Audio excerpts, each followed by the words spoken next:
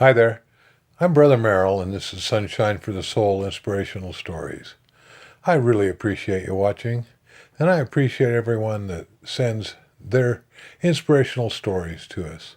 I've had several listeners who have asked the people who share comments to tell us where they're from. And we have people from all over the world: Africa, New Zealand, Australia, a large group in England, all across the United States, North and South America, Canada. And it's exciting to me to realize that these inspirational messages touch other people and help them feel the Lord's Spirit. So if you have an inspirational story you'd like to share, please send it to us. This week I have a special edition, so to speak. I'm going to Mesa to visit my grandchildren. I'm going to post the first day up at the Book of Mormon Evidences Expo. I spoke about a great subject, Christ in America. I hope you enjoy it. Before I start, I am looking forward to my visit with my grandkids. It's the first time I've gone down to Mesa after I've gone on Cardio Miracle. Usually after about a day of chasing around the grandkids, I'm pretty well spent, and I will have a lot more energy this time. Cardio Miracle has energized my life. Some people complain that I give a plug to it, and I'm sorry if that offends you. I spend 30 to 40 hours a week doing these episodes, recording them and researching them and writing them, and the equipment is a lot more expensive than you would think. I had probably a dozen different companies ask me to sponsor their product and talk about it on air. And I told all of them the same thing. I'm not going to say anything I don't believe. But when John Hewlett sent me Cardio Miracle and I started trying it, I could not believe the difference it made to me. I'm 71 years old. I had noticed my mental clarity slipping a little. I had noticed my energy was certainly down. My rebound after I did something like going skiing or some other physical activity, it took me longer to recuperate. And since I've started on Cardio Miracle, I wake up with more energy, I think more clearly, but it gives me an overall feeling of happiness because I feel like my body has everything it needs. It has changed my life. It makes me and my wife feel better than we've felt in years. So please go to cardiomiracle.com/sunshine and try it for yourself. You won't be sorry. There have been a lot of my listeners that have bought the product. None of them have sent it back. Many of them have told us what a great feeling they've had from it, how they've been able to go off their prescription medications, they've been able to think more clearly, they've been able to take care of the responsibilities they have with their family and other obligations. They have a money-back guarantee at Cardio Miracle, and it's not like most companies where you have to box up the product and tell them why you didn't like it. All you have to do is call them up. Tell them you didn't like the product. You don't have to send anything back. They'll just send you your money back. So it is truly a money-back guarantee, and it's based on your satisfaction, nothing else. So give it a try. You will not be sorry you did. I hope you enjoyed this episode. It was filmed up in Layton about 2 weeks ago. Thanks for watching. Well, welcome everybody. I appreciate you coming into the room. As some of you probably know, I have a YouTube channel called Sunshine for the Soul Inspirational Stories. And the way I find my stories is as I read or hear a story, if I feel the Spirit, then I decide that I will use that story and I categorize it. And today, I felt like I should do something for the Book of Mormon Expo. And even the last time I spoke, I just told stories. This time I decided I'm gonna try to be more in the groove of the Expo and do something. So I picked a subject I wish I hadn't picked. I spent 40 hours, and I hope that you enjoy what I put together on this. Several years ago, I was at dinner with some liberal, very highly educated friends, and they were telling us about a study that they'd seen. And in that study, they had decided they were going to determine if the Indians were related to the Israelites. And so they thought, well, the purest blood of all Indians are the Inuit Indians. So that's who we're going to test. And when they tested them, they came back as being relatives to Eastern Asia. And so my friends, they've since left the church.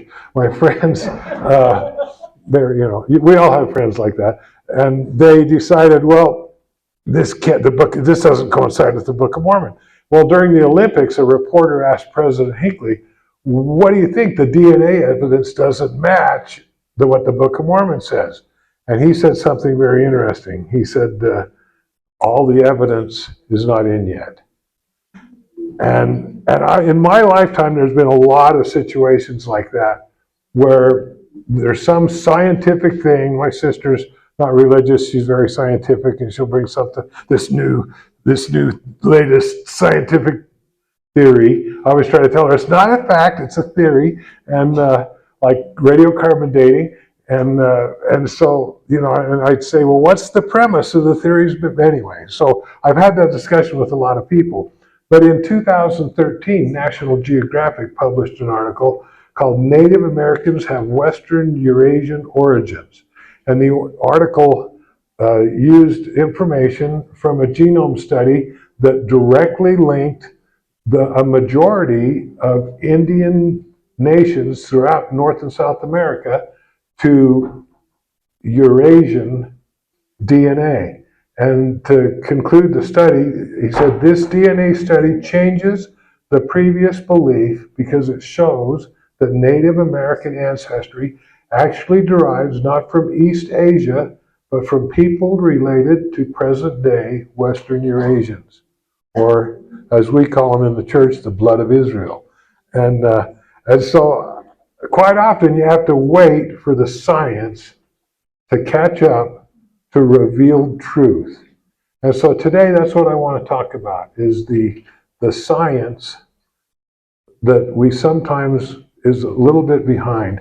Another example of that, and my wife, her eyes will glaze over as I talk about this. I really like physics. And so the Big Bang Theory always really bugged me.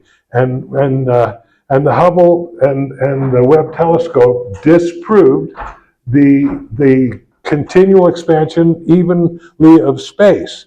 And so I told my daughter that the Hubble telescope had disproved the Big Bang Theory. So she goes to fifth grade, and her teacher's thumping the drum on the Big Bang Theory, and she raises her hand and says, the Big Bang Theory has been proven not to be true. And the teacher's like, what are you talking about? But anyway, but she's a little like me that way. And so I think sometimes, and so after that discovery of these telescopes, then the physicists got busy and they came up with the string theory, and then they came up with the membrane theory. And if there's anybody like me that likes to study those things, I think the membrane theory just dovetails with the gospel beautifully. And it's just amazing that the science catches up to what revealed truth tells us. As a member of the church, students of the Book of Mormon were intimately knowledgeable about specific details about, they always talk about First Nation. You've all heard that term. And every time they say that, it kind of rubs me a little wrong. So they go, that's not the First Nation. They're like the Third Nation, but we'll call them that if that's what you want to do. And so they'll have these different things. And some of them disagree with what we know to be true. And I always think, well, we just got to wait for things to catch up. But I find it very interesting how Satan, when something does happen, like the birth of Christ was a very pivotal thing in the Nephite and Lamanite civilization. It was so pivotal that they changed how they referred to their years to refer to the birth of Christ. And we all know that there was a day and a night and a day without any darkness. And it had been prophesied they were going to kill everybody that believed in it, and then it happened. And then I think it's really interesting in 3 Nephi 2:2, we get a summary of how Satan likes to deal with these miracles. It says, imagining up some vain things in their hearts, that it was wrought by men and by the power of the devil, to lead away and deceive the hearts of the people. And thus did Satan get possession of the hearts of the people again. insomuch that he did blind their eyes and lead them away to believe that the doctrine of Christ was a foolish and vain thing. And I think we see that all the time. And so he loves to do what he can do to destroy things. But I think we can always spot Satan's hand in it. They love to accuse the other people of doing what they're doing. And you see that all the time, where people, it seems like they're accusing people of doing what they've been doing. And but during the time of Christ's birth, and afterwards they went through a period of peace that lasted 200 years. So if you think back to when I was old enough to, quite a few folks in here remember the bicentennial, and you think about how much the United States has changed since then. And so for 200 years, they had complete peace. And it made a huge impact on all their society. Lamanites and Nephites ceased to exist. They had no manner of ites. And then after 200 years, things started to evolve again, and there were problems. And pretty soon, the wars started. And then, as we all know, the Nephites were destroyed. At least that's the speculation that Moroni has. In Moroni 8:2, he said, "Behold, the Nephites who had escaped were hunted by the Lamanites until they were all destroyed." And that was not an observed situation on his part. It was just something that he was speculating and saying this is what he thought. But all traces of the Nephite group started to be erased, and they tried to destroy everything that they had. When the explorers and missionaries and soldiers came to the Americas, immediately after Columbus, they began to try to communicate with the Aboriginal people that they found. And there were a group of chroniclers from Spain, people that were going to record what they didn't have cameras and stuff to do with. So their job was to write everything down and to find out what they could. And there were three major chroniclers. One of them came just right after Columbus, Gonzalo Fernandez Avedo. He arrived in the Americas just after Columbus, and he published in 1526 a work called The Natural History of the Indian. Excuse me. And then Bartolome Lacasa, he was appointed the first official protector of the Indians. And in 1515, he refused to use Aztec people as slaves anymore. And then he became a proponent of the Aztec people. And he even spoke before the king of Spain and said, we should not use these people as slaves. And so that's when they stopped doing that. Another one was Juan Bentanzo. So I'm going to wreck some of these names. I'm sorry. And he married the widow of the Incan king. And so he had an insight that no one else had, and that was to the Incas' perspective of things. And he wrote a couple of different books, but his book, The Narrative of the Incas, is considered one of the only recorded documents that talk about the perspective of the Incas. In fact, one of the things he tells us quite interesting is right before the conquistadors came, they'd had this huge civil war in South America. And so their armies were depleted substantially. And I've often wondered what would have happened if they were full strength when the conquistadors came, because the Aztecs were amazing people. And history could have been quite a bit different, but the hand of the Lord is in these things. So in 1794, a friar, Spanish friar, Teresa de Meyer, he presented a very controversial sermon. And there were several leaders of the Catholic Church, and there were several members of the royal court from Spain there. And he told them that when the Spanish people came to America, they already had Christian beliefs. He referred to oral histories of the Incas of a visitor referred to as a white preacher. He referred to an alleged apostle and described a tall man dressed in white that carried a book. And he disappeared after teaching the people. And he referred to another legendary figure called Varocha, which was from South America down by Lake Titicaca. And for his words, he was put in prison for 10 years for preaching this sermon. So that's, it was a tough crowd. And then he was excommunicated and exiled for saying that pre-Columbian people were Christians. So however, 400 years later, the Vatican did a complete about-face. And they published in March 31st, 2008. I guess the Vatican has it's like the Ensign, I guess, or the Leo, what do we call it now? They have an official publication. And in that publication, there was an article by Luigi Callo. It was titled The Legend of an Apostle Called Viracocha. And this article is a summary of a conference that had been held. And what they did in that conference was they examined all the earliest writings they had concerning the South American people.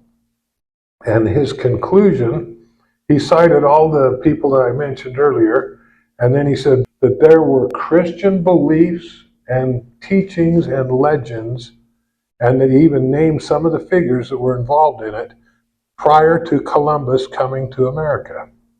And so after they cited all these things, and he also cited another one that I didn't cite earlier, Manuel Nobrega, he was from Paraguay and Peru, and he said that he was the one that talked about the evangelist at Lake Titicaca. But the summary of Callo's article was that the apostolic preaching in the New World took place prior to the arrival of Columbus. And based on the similarity between Christianity and native indigenous religions, and because of their common ideas and practices. Earlier, Spanish authors that had cited these things were excommunicated, and now here was the Catholic Church doing this complete reversal. The fact that the Vatican published and promoted an article in their paper claiming that Native Americans already knew of the gospel of Christ before Columbus is an amazing turnaround. And it's kind of it's another one of those events where you just had to wait for the science and the information to catch up to the perceived theory of the time. Have any video? I do, and I have one slide. It's just me talking, so you're stuck, sorry. I'm a storyteller. If you watch my channel, and that's fine, you don't have to stay. I will try to dance a little. There are many Native American groups and legends that are consistent with the revealed truths that we know about in the Book of Mormon, telling of their people originating in the East, coming across the great waters, records that were kept and then buried by their people, great wars and destructions, and a white God who came to them and gave them teachings and authority. Parley P. Pratt, they didn't used to have missionary tracts, and Parley P. Pratt published his own. One of them was called The Voice of Warning. And he in Voice of Warning, Parley P. Pratt said, "There was a tradition related to me by an aged elder of the Stockbridge tribe telling me their fathers were once in possession of a sacred book, which was handed down from generation to generation, and at last hidden in the earth, since which time the voices of those fathers had been under the feet of their enemies. But these oracles were to again be restored to the people, and they would triumph over their enemies and gain their rights and privileges." And the Stockbridge tribe is actually a sub-tribe of the Mohicans, and so they are no longer in existence as a nation. The legend of a great white God is recounted by many different First Nations. It's not just a peculiar thing. It's almost consistently taught by different Indian groups. And one of them recounts, "After great battles, a holy man walked among us. To some, this holy man was known as Itua. He had come to give this people the great law. He taught peace. This was the essence of our religion. The Indian legend says that Itua was taken up into the clouds." And I find it interesting, and I'm going to read just a whole bunch of these little things, just different tribes. Many Indian legends tell of a great white god who visited them and promised to return. Their legends also speak of their origins before coming to this land. They believe they originated in the east and traveled over the sea to this world. And this, as people tell us, as these legends and oral histories are recounted, as we know the gospel, we know that this is true because we know that it's true already from the Spirit. And the belief of the Cherokee people is that they came to this land from the direction of the East Ocean riding on a white cloud, probably a reference to sails. And the Cherokee, like the Iroquois, believed that the ancient ones landed somewhere near present-day New York after journeying across the waters. And there are also various legends speaking of the existence of some type of a round instrument which directed their voyage. In 1979, President Murray Rawson gave a talk to the MTC. It says of Provo because there's so many of them now, but back then that was the only one. You only had to say MTC. And he was a mission president for the Southwestern Indians in the United States, and for several years after Del Tingey, and he got to know a lot of the Indian people of that area, not just one. But he spoke of a Navajo, and then he also said he had a conversation with a Cherokee chief who told him, according to our oral histories, we had a war long ago with the light-skinned people around a land of many lakes. We had great respect for their chief, but we finally conquered them and we buried their great leader at the mouth of the Oswego River in New York. We do not speak of this because it's an embarrassment to us. So President Rawson said, well, why is it an embarrassment? And he said, our history is written on metal plates and it's buried in a hill in New York, but we don't know which hill. and I thought that was kind of amazing. And then he went on to say, it tells of the ancient beliefs of our Cherokee people that they came to this land from the east, riding across the ocean on a white cloud. The legend of this record also speaks of a round instrument which directed their voyage. It is buried with the record. And by this description, it seems the instrument that directed the voyage was a ball shape, and it had another ball inside of it, and it was filled with liquid. And the inner ball would move and show them different things. But it could only be seen by their leader. And so I thought all those things were very interesting. And it would change. The Cherokee chief continued, in those days our people were God-loving people, living in peace among themselves. They lived as one people, dwelling in half-moon-shaped council houses. We had gone from living in caves to living in wooden dwellings. They kept the sacred record on metal, which had come across the great waters with them.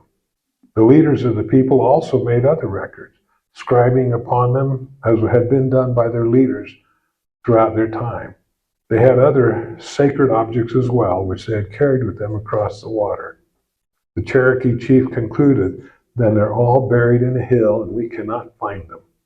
And so I thought that was very interesting because all of those things, as in church history, we find that, all of the sacred things besides the plates that are buried in the hill, that were buried in the hill Cumorah. And I guess there's still people scouting around back there, from what I've heard, looking for them. So, and you just have to read the Book of Mormon. It says no one's going to find any of those things for their own riches.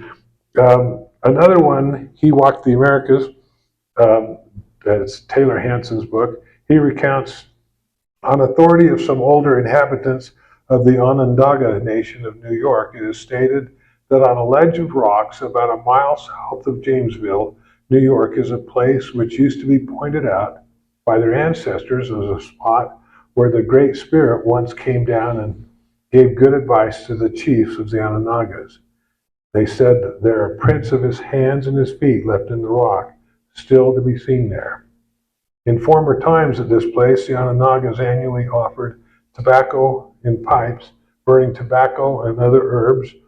I can imagine what some of the herbs were, and annually offered tobacco pot. They annually offered these sacrifices to the Great Spirit to gain his favor, and they saw it as a way of preventing disease in their tribe.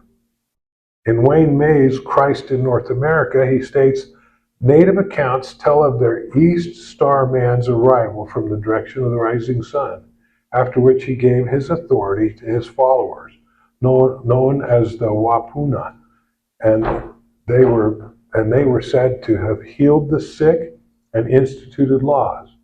They also stopped blood sacrifice and replaced it with the use of sacrificing tobacco and so making it an offering.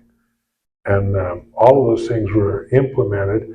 And among many Eastern tribes, the East Star Man is regarded as the son of a great spirit or the creator.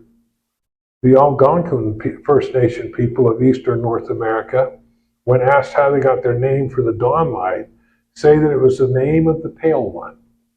And the Algonquin of the Great Lakes say they remember the Great One, the Great Pale Master well.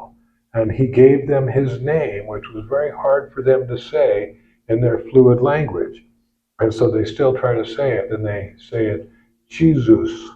And I thought it was very interesting how close that was to the name we use, but they call him the God of Dawnlight.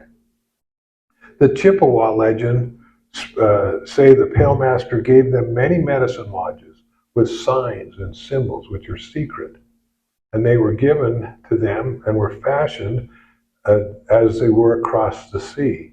And even today, they hold those secret, sacred practices. And Dakotas speak of long-lost adorations for the sacred name of the pale-faced healer. It was long ago that they knew him, they say. He gave us the rites for many of our lodges and our rites of purification and cleansing. When he came to us, the days were warmer, the sun cast down shorter shadows, and he foretold the coming of white men and other predictions. And they admitted, we've not followed him well, what he taught us, but we danced the sun dance to him. And so as you look at all these different beliefs, another one is in South America, and I know this probably get in trouble for bringing this up at this expo, but no, I'm just kidding. Ron Melder and Ryan aren't here, so in South America they talk of Quetzalcoatl, and Quetzalcoatl was a white god, a feathered serpent that they worship. But the thing that's interesting to me about Quetzalcoatl is the scientists have nailed down when the belief of Quetzalcoatl came to the people and how long it was believed in. And it was from, by their dates, 500 BC to 600 AD. And I thought, isn't it all these little things, there's not one of these stories or one of these things that's going to change your perspective or your testimony. But when you already have a testimony, these little things just kind of all, just are little, I don't even know if I'd call them a reinforcement, but they do help you understand that it's truth. Yeah, they add to it. In Golden Buchanan's book, American Scripture, he tells a story of a Navajo tradition that a man and his wife and 4 sons came to the land a long time ago. The youngest 2 sons were appointed to be the leaders, and the 2 oldest sons rebelled against them. The older sons and their children lived in the forest, and they lived by hunting and by the use of their weapons. They covered their body with mud, and thus became dark people. They warred and preyed upon their 2 younger brothers. The 2 younger sons became builders of cities and houses of stone. They planted gardens and fields, and they did not place mud on themselves and thus remained white. And for generations there was fighting and wars and difficulties because the older sons, children, wanted war. And then came a night in which the sun didn't go down. And it was light all night, and the people were very disturbed and distressed. And some years after this came a period of thick darkness. And we have to keep in mind the Indians at this point, they used oral histories. And they had special people in each tribe that were appointed to learn and get a complete understanding and pass down toward the end of their life to the next generation. And so these stories, you can see how some of them have modified through time to understand how did they get dark skin? I think rubbing mud on your face, on yourself, I can see how they'd come up with that. A little bit more from Golden Buchanan. He was the president of the Southwest Indian Mission, and he tells about the conversion story of a Papago elder, and they are an isolated First Nation people known to have passed their traditions through oral histories. And he told President Buchanan, I had never joined any church because the ministers and priests did not teach the Bible as I read it. I couldn't read it and make it say the same things that their churches said it did. I speak the Papago language, and I have lived among them all my life. I have learned their stories and their traditions. The Book of Mormon was placed in my hands by your missionaries. As I read it, I recognized the stories of the Papago, and I knew the book was true. Your missionaries read the Bible the same way I do.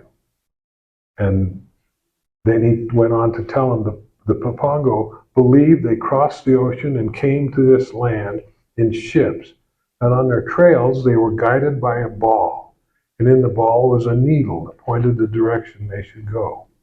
And the name that they have for this ball was Lahona. And I thought that was very interesting that it was so close. There are so many similarities between the records that the Book of Mormon that we know just from reading the Book of Mormon, and all the variety of First Nation people throughout North and South America, that it's impossible to ignore them. It's just amazing. On my mission, I remember when I got my mission call, I looked at it and I thought, where is Halifax? Canada. It's in Canada. Okay. But one of my areas was in Dalhousie, New Brunswick, which is right where the Restigouche River comes out between the Gaspé Peninsula and New Brunswick. And the Gaspé Peninsula is this weird little peninsula that sticks out towards Newfoundland. And there's a group of people that live there called the Micmac Nation. And so I'd like to spend a little time talking about the Micmacs. In the 1600s, Creston Leclerc was a Franciscan friar that went and lived with those people for 12 years. And he was a chronicler from France. And he learned, it's cool there in that part of the world, there's huge, big white birch trees, like way bigger than you can grow here. And they will go and they'll ring one of these trees, and then they'll cut it down, and then they pull the bark off, and it looks like white cardboard. And it's really easy to write on, and they make a lot of things out of it back there. The Indians use it a lot. And he found that the Micmac Indians had recorded a recorded language that he referred to as hieroglyphics. And so he spent quite a bit of time, he was a linguist, and he tried to help, he learned their language, and then they explained to him what these different things meant. And as he talked with them, and as he worked with them, he came up with several things that made him believe. Now, this is separate from the Spanish chroniclers I spoke of earlier. He said there were 5 things, I believe. He said, first, they have 4 exact Reformed Egyptian characters in their prayer book. They were exactly the same and meant the same thing as these Egyptian hieroglyphics. Second, the Micmac had many examples of Hebrew culture in their practices of their people. Third, they have an account of Christ's visit in their legends. Fourth, they have and we know this now, they have a comparatively high concentration of Middle Eastern DNA.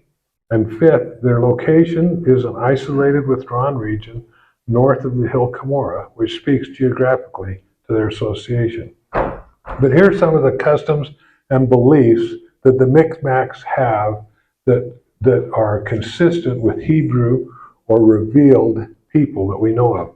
They both have a custom of a 1-year betrothal or dowry. Both of them believe in the flood, the great flood. Both of them believe they descended from one man and one woman, and they tell a Genesis account. They have legends of an Aboriginal dark-skinned and white-skinned people. They believe that their ancestors came across the great waters, as did Lehi and his family. The Micmac legends say they were visited by a man who performed miracles and healed people. This man stayed with them and taught the Micmac people. And before the visit by this man, the Micmac were under extreme destitution and devastation. In their councils, they have one chief and 12 elders. They have a sweat lodge where they are cleansed by fire. They do a smudging. And if you look at the specifics of their smudging, and you've been to initiatory in the temple, it's incredibly similar. And it's part of their cleansing process. The Micmac believe that they've been given signs and tokens for the afterlife. And the father cleric believed the Micmac once had the Christian gospel, but it was lost to them due to their disobedience. In his writings, he said, "These people have received in times past a knowledge of the gospel and the gospel and of Christianity, which they finally lost through negligence."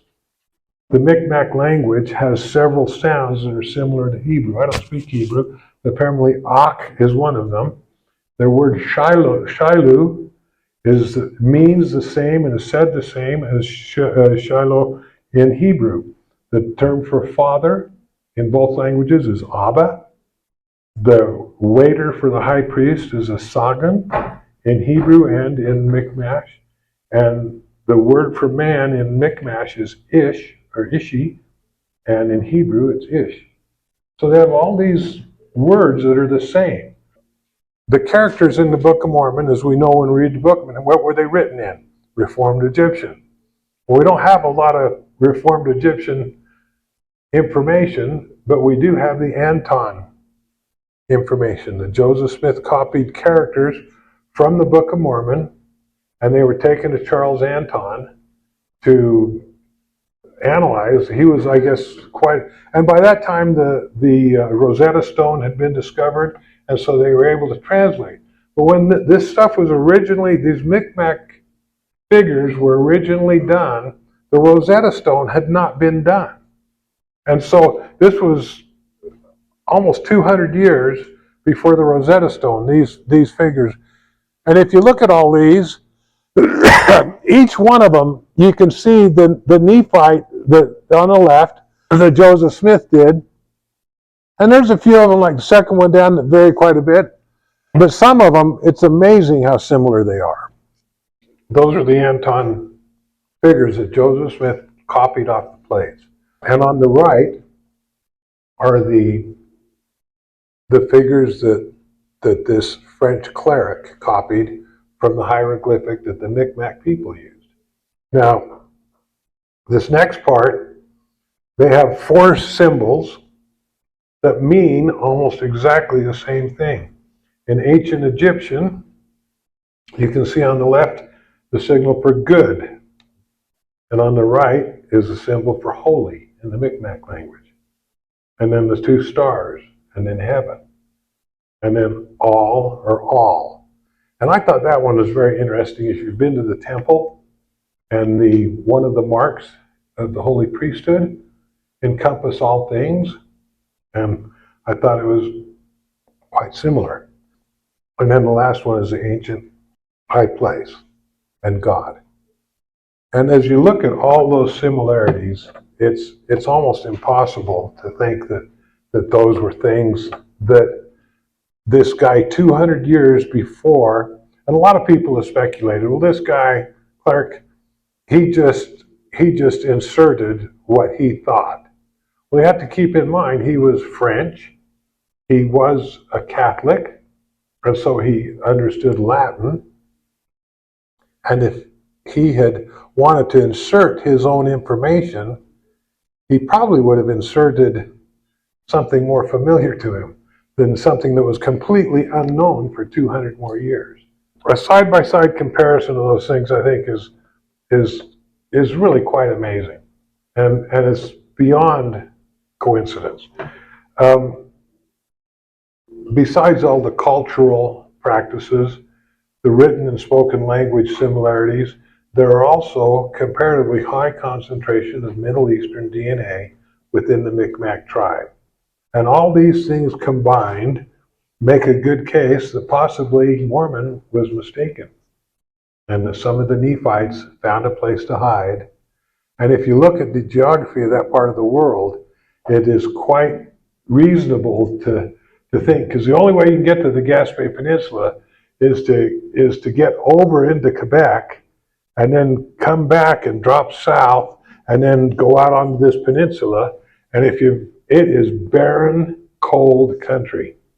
And apparently that's where they hid. Anyway, the Micmac people may indeed be the descendants of Nephites. I don't know. No one does. But there's a lot of similarities, and it makes it quite interesting. The truth that we know through Revelation is true. And today I've just kind of scratched the surface of some of the things, and none of them are going to convert anybody. But it is nice to know that as we hold to the truth, science will eventually overtake the rumors and come to where we are. I bear testimony that the Spirit of the Lord does guide us to truth, and that we are privileged to live in the environment of truth that the gospel gives us. What a wonderful blessing, as all the craziness goes on, to know truth. I bear testimony of that in the name of Jesus Christ.